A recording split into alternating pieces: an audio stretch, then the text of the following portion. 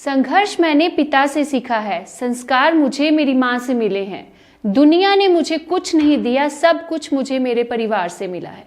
The most important thing in the world is family and love. दुनिया से प्यार करना हो तो शुरुआत अपनी फैमिली से कीजिए। जी हाँ, आज हम बात करेंगे फैमिली के ऊपर।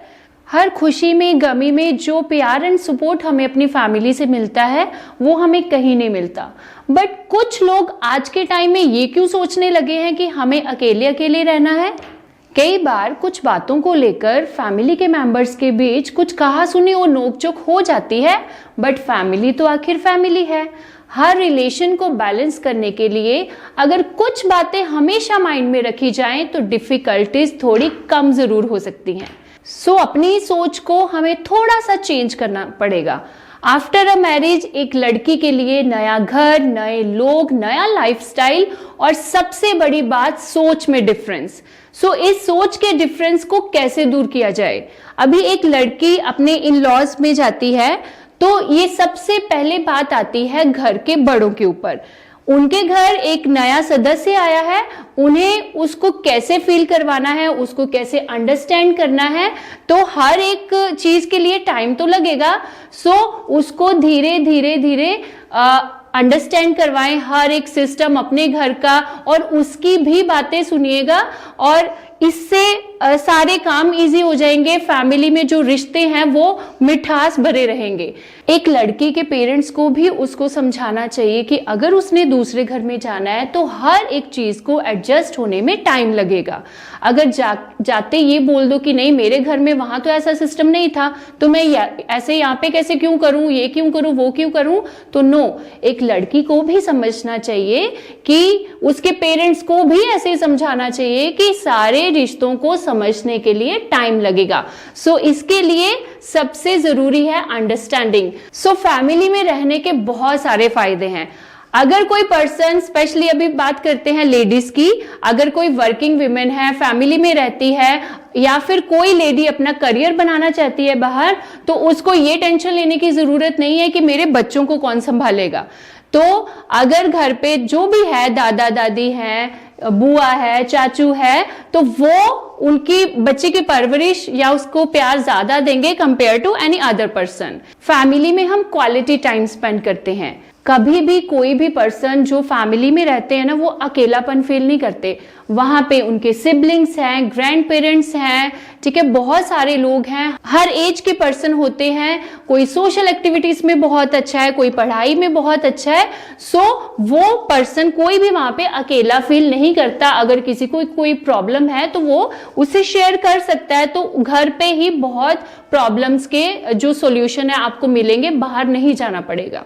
सो जितने प्रॉब्लम्स के सॉल्यूशन घर वालों ने सॉल्व करने हैं वो बाहर वाला कोई कर भी नहीं सकता। सो नेक्स्ट बात करते हैं कि आपको नहीं लगता कि फैमिली में सेलिब्रेशन के कुछ अलग ही मजे हैं। कोई भी फेस्टिवल हो, चाहे वो दिवाली हो, दुशहरा हो, इवन होली हो, या फिर कोई बर्थडे पार्टी हो, तो किसी को कॉल करके बुलाना नहीं पड़ता कि चलो कोई पार्टी अरेंज करते हैं, क्योंकि घर पे ही बहुत सारे लोग हैं और पार्टीज बहुत मजे से हम एंजॉय कर सकते हैं। तो यहाँ सेलिब्रेशन के जो मजे होते हैं वो आप कहीं कंपेयर नहीं कर सकते। खाना पीना, फोटो सेशन करना, रेडी होना, मस्ती करनी, everything is the best in the family. तो नेक्स्ट, जब कोई घर पे कभी कोई बीमार हो जाता है तो हमें वहां पे एक पर्सन को टेंशन लेने की जरूरत नहीं है कि उसको कौन मेडिसिन टाइम टू टाइम देगा, कौन उसको नाश्ता देगा, कौन उसको उसकी देखभाल करेगा। तो घर पे हर एज के बड़ा छोटा सारे पर्सन होते हैं उसकी देखभाल करने के लिए।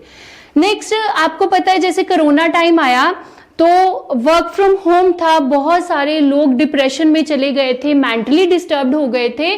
तो जो फैमिलीज अपने घर पे रह रही थी, जो लोग अपनी फैमिलीज में रह रहे थे, उनका टाइम बहुत अच्छे से स्पेंड हुआ है। तो बड़ों ने बहुत सारी अपनी पिछली स्टोरीज बताई हैं, अपने एक्सपीरियंसेस बताए हैं घर वालों को, और बच्चों ने वहां बहुत कुछ सीखा है। उस टाइम पे लोग, जो फैमिलीज वाले लोग थे, उन्होंने बहुत अच्छा टाइम स्पेंड किया। सो नेक्स्ट, फैमिली में बच्चे जो है वो आर्ट ऑफ शेयरिंग सीखते हैं, आर्ट ऑफ रिस्पेक्ट सीखते हैं। तो उनको पता है कि कौन सी बात कब कहां किस टाइम पे बोलनी है।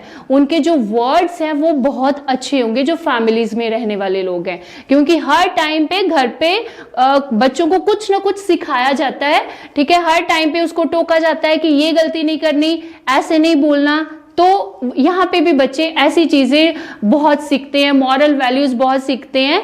तो ये बच्चे इतने इमोशनली स्ट्रोंग होते हैं कि कोई भी प्रॉब्लम को आराम से हैंडल कर सकते हैं।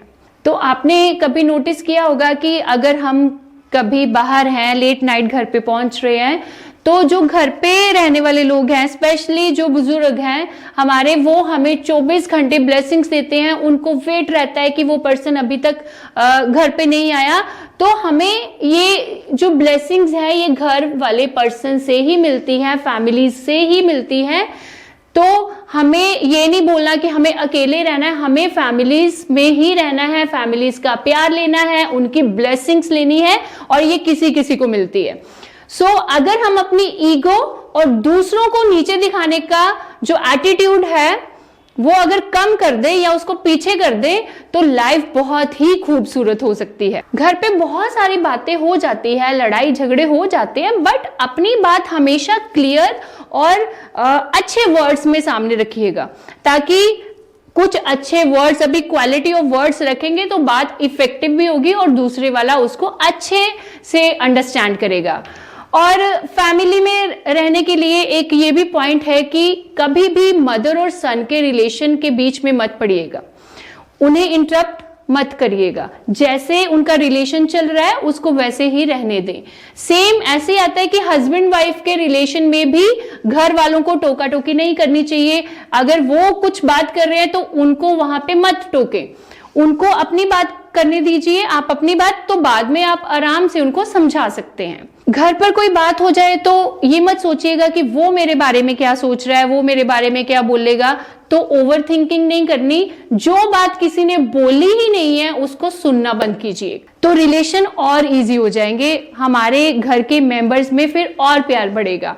तो चाहे 100 बातें आप घर के बाहर लोगों से कीजिए, जो प्यार एंड सपोर्ट और जो प्रॉब्लम को सॉल्व करना है वो फैमिली ने ही करना है। जिंदगी में रौनक तभी होती है जब रिश्ते पास हो, तो रिश्तों को हमेशा अपने पास रखें, उनकी रिस्पेक्ट करें, उनकी ब्लेसिंग्स लें। गम में वो आंसू पोंछे, खुशी में वो साथ मुस्कुराए।